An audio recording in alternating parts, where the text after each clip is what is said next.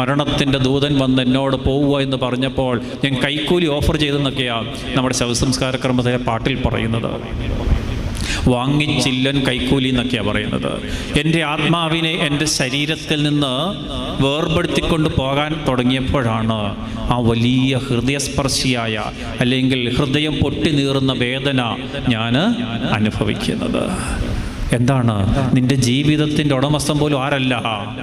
നീയല്ല. നീ അവിടെ വാടകക്കാരന്, വാടകയ്ക്ക് കയറി താമസിക്കുന്നവനാ. നിന്റെ ശരീരമാകുന്ന ഭവനത്തിൽ വാടകയ്ക്ക് വന്ന് താമസിക്കുന്ന വാടകക്കാരൻ മാത്രമാണ് ആര്? ആത്മാവ്. ഒരു ദിവസം വാടക ഭവനത്തിൽ നിന്ന് നിന്റെ ആത്മാവിനെ കുടിയൊഴിക്കും എന്നുള്ളതാണ്. നിങ്ങൾ ആ മൂന്നാമത്തെ ക്രമം ഒന്ന് ചുമ്മാ പാടി നോക്കി വെച്ചാൽ മതി. അപ്പോൾ ഞാൻ പറഞ്ഞതിനോട് എന്തെങ്കിലും തർക്കമുണ്ടെങ്കിൽ അതങ്ങ് നിങ്ങൾക്ക് മാറിക്കൊള്ളും. നിന്റെ ജീവിതത്തിൻ്റെ പോലും ഉടമസ്ഥൻ നീയല്ല.